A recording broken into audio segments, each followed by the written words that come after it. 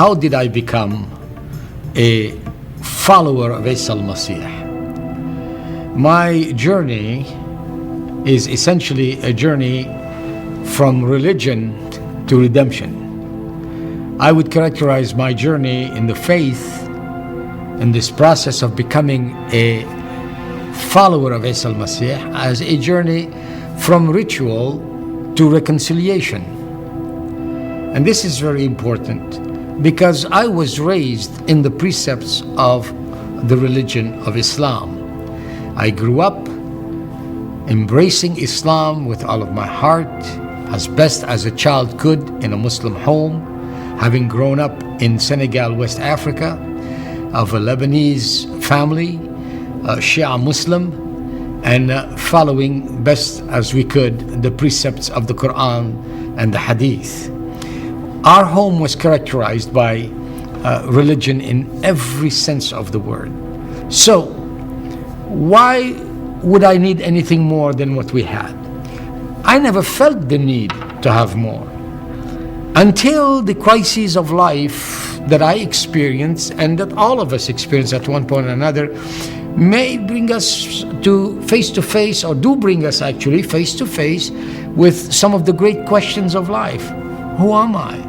Why was I born? What is the sense? What is the meaning of my existence? Why these problems? Why do we have these struggles? That's the nature of the human heart, to struggle with answers and to look to the mercy of God to say, Lord, why? Lord, why was it that when I was just a little child, my parents experienced divorce and we had a broken home? Why did we go through struggles in the context in which I grew up, where someone from my background would despise a black man?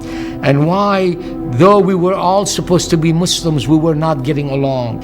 I came very early to the understanding that even with all of the noble talk we had about Allah and about religion in the home, all of that did not shut the door to the misery and havoc that sin brings into a family and into a young life. I experienced all of this, and then I embarked on the task of reforming my life, thinking that all that I had experienced, all of the bad things that I went through, had been because I was not walking like a Muslim should. And I began to reform my life by being more careful, reading the Quran, trying to keep the traditions, of course, ritual and everything else that was required. But you know what happened to me? The more I embraced this, the more I tried, the more I began to discover that something simply was not gelling, something was not working. Was the problem just me? Was it that I wasn't doing it right? I began to look at others. I began to look at anyone who called himself a Muslim, whether he called himself a fundamentalist or he called himself a failure. From one F to the other, I looked at the whole gamut of Muslims and every type possible, and I noticed the same thing in their life that was in my life. That there was no assurance of the forgiveness of sin, that there was fundamentally no peace, although we constantly spoke of peace. That honestly, in my heart, as well as the heart of my Muslim friends then, though we said 5 times a day and 1,000 times in other occasions, Ar-Rahman Ar-Rahim, we were never very sure that Allah was on our side. We did not know what He decreed for us. Maybe He decreed evil for us. Maybe He decreed good for us. We did not know. We had no assurance of anything. And in that context, the struggle to reform one's life became a lonely one, an arduous one, a difficult one, at which not only I failed, but honestly, all the Muslims I knew were failing at it. We all know how to have a nice facade of religiosity and speak eloquently to issues if we have to. But the truth of the matter is that Allah sees our hearts, and He saw mine, and I looked at my heart and I knew that I was not finding the answer in religion as such. But what is there more than the deen? What is there more than iman? What is there that I needed that would take me to the next level, to the next step? I did not know. Where would I turn?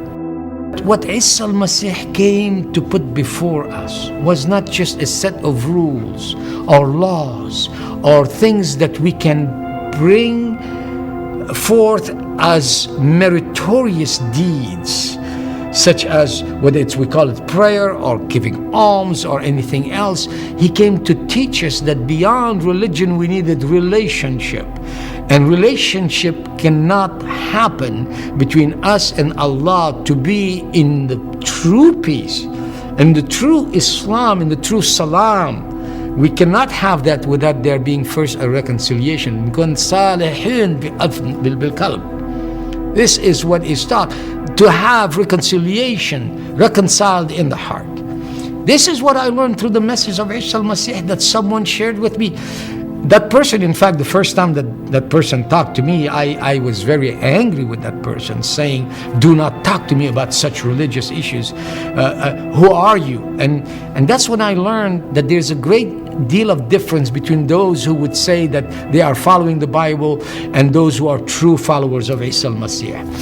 The man talking to me was a true follower of Isa Al-Masih. I remember the first time that I heard someone give a khutbah about the Injil, and the man that was preaching that word, I shall never forget how he held up that book, the Bible, that comprises all of the holy revelations of Allah, from the Torah to the Injil, and began to say Allah is the one who gives promises and keeps them, and He is the one who assures us that we can count on what He says. That was a comforting word for me, because he was saying that there are things that Allah says that cannot be simply trifled with, that give actually reassurance. For I grew up in a system where I was never sure if Allah was truly for me. I was taught that Allah is closer to me than my jugular vein. But when I went to the Quran to read that, I found out that this is not speaking about a tender, loving nearness to me, but that it was a warning to those who actually were not being obedient. So I was in fear rather than at peace. That day, among the promises that I heard, was the one that is given to us in the book of Acts, in the 4th chapter, that says to us, إن تحت السماء وفوق الأرض لا في غير اسم من بعد اسم عيسى المسيح اللي بيخلصنا.